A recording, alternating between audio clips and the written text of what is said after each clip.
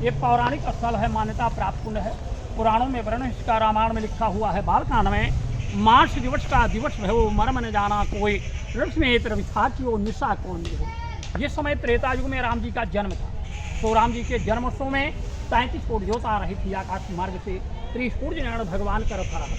त्रिसूर्य भगवान का रथ सभी देवताओं के रथ के आगे चल रहा था प्रकाश करते हुए, क्योंकि 33 कोट देवता थे, प्रकाश की विशेष आवश्यकता थी। त्रिसूर्य भगवान ने रथ को आकाश मार्ग में रोक दिया।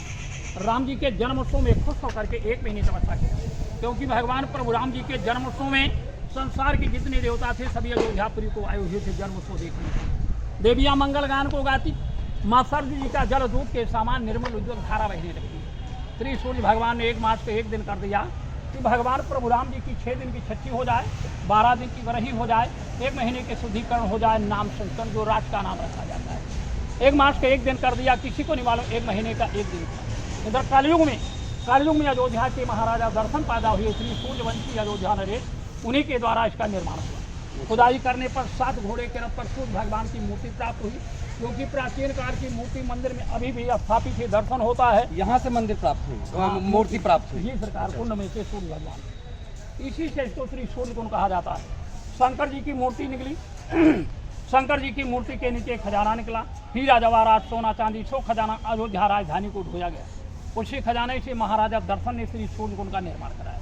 श्री सूर्य भगवान की स्थापना करके अयोध्या महात्म को देखा गया। मुख्य रूप से श्री अयोध्या 14 कोष की मानी जाती है। श्री अयोध्या में 360,5,989 मंदिर पाए गए। वो समय इधर 360-65 दिन का साल हो जाता है। किसी की शक्ति साल रुकने की है, किसी की नहीं। कोई अमीर है, कोई गरीब है, कोई तीर जंगल झाड़ी में है, टूटा फूटा है। आप एक दिन जाएंगे, सालों लग जाएगा, तो जीविका कैसे चलेगा। राजा प्रजा में विचार हुआ कि ऐसा कुछ किया जाए, अमीर और गरीब दोनों की अयोध्या यात्रा पूर्ण हो। विचार करने पर यह हुआ कि कलयुग में कौन देवता गुप्त हैं, कौन देवता प्रत्यक्ष है। तो मुख्य रूप से 4 देवता प्रचलित माने जाते हैं, श्री सूर्य, चंद्रमा, पृथ्वी और जल। इन चारों को संसार आँख से देखता है और सभी देवता गुप्त माने जाते, कान से सुना जाता। वायु चलती है, हमें आपको आभास होता, पूर्वा पछुआ मालूम पड़ता, दिखाई नहीं पड़ेगा।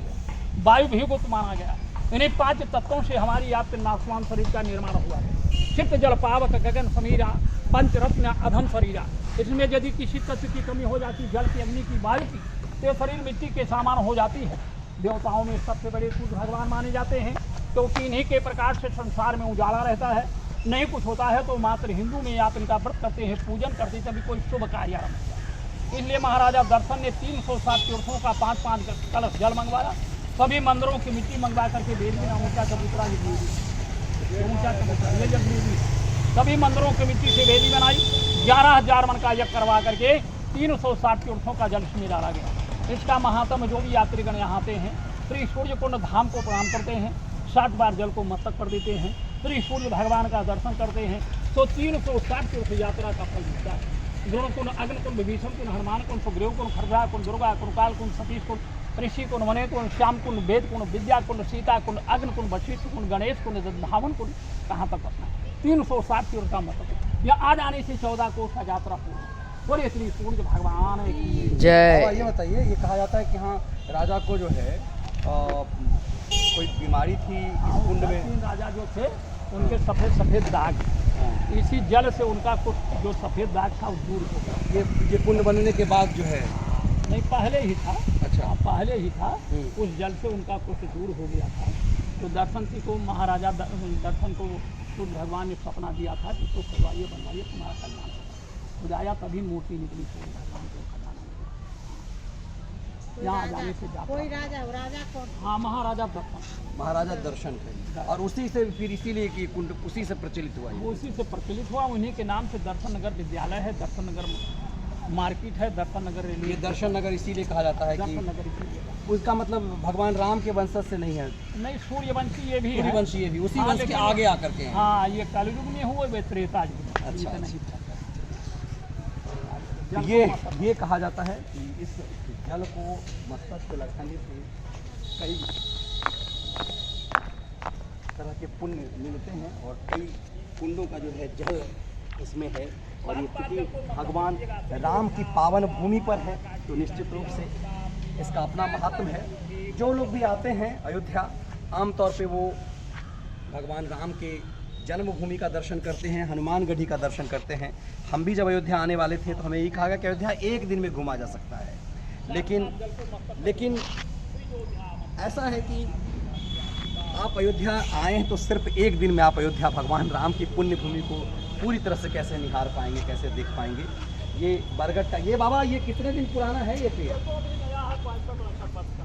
प्राचीन उधर के जो है ये कह रहे हैं कि प्राचीन बरगद के पेड़ बहुत सारे हैं और इसको कहा जाता है कि 7 बार मस्तक पे लगाने से 2 3 3 4 5 6 7 तमाम पुण्य मिलते हैं। हमारी मान्यताएं हैं, सनातनी ऐसे ही मानते हैं। और अब हम इसीलिए हमने कहा कि ये दर्शन भी हम यहाँ आकर के करें। तो ये कुंड, इसका हमने आपको दर्शन कराया। आप जब भी अयोध्या आएँ तो सिर्फ पावन पुण्य जन्मभूमि के अलावा बहुत कुछ है अयोध्या में।